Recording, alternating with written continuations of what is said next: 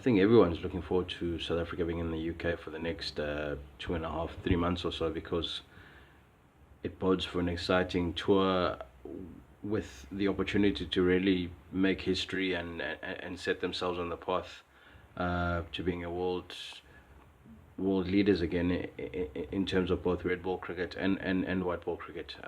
Firstly, the Champions Trophy, massive opportunity for South Africa. I think if you look at that squad, it's probably as balanced a 15-man squad that South Africa has ever taken to one of these tournaments. There's great depth in terms of all-rounders for starters, which is very important. And of those all-rounders, a couple of the guys have got that unknown factor, which a lot of the teams that they'll play against, it can be a bit unnerving when a guy bats and bowls at crucial times, such as Dwayne Pretorius or an Andile Phehlukwayo, and you've not really played too much against them, so you don't know what they bring to the table.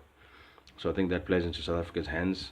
And also just looking at the fact that a guy like Hashim Amla is starting to find the best form in white ball cricket again, it bodes well, because if he and Quinton de Kock fire at the top, South Africa become really formidable unit. And they've also just, obviously Imran Tahir, you can't ignore him. He's the world's best limited overs bowler at the moment, and he keeps on doing it. So you expect him to have another major tournament, even in conditions that maybe don't encourage him as much.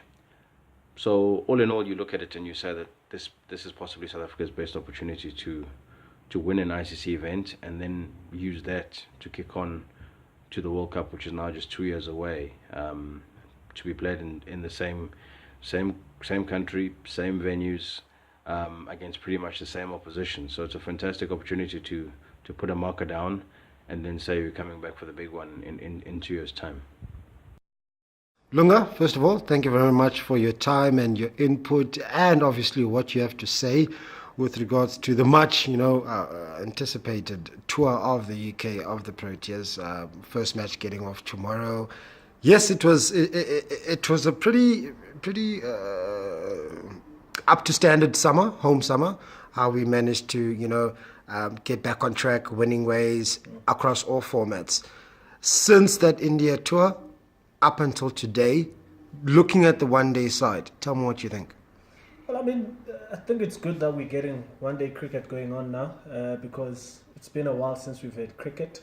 When I say we've had cricket, where the Proteas have played, so there's definitely a lot of eyeballs that are waiting in anticipation to see what unfolds on the field.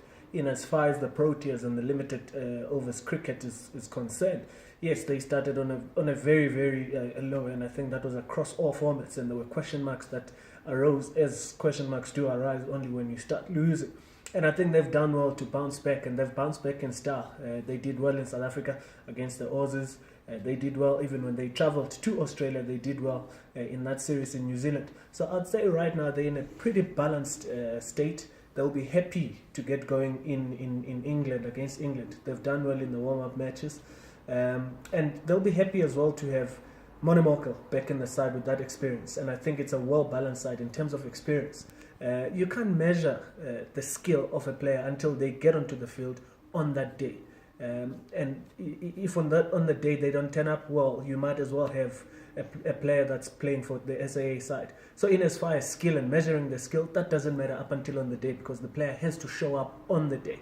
But in as far as form and experience, I think the side is well balanced. David Miller, Farhan Behardine, just thinking about that middle order, JP Dumini, Hashim Amla, Quinton de Kock have both scored in this warm-up match, 2 matches that they've played, and they've also done fairly well in the IPL in as far as Hashim Amla is concerned, scoring 200s.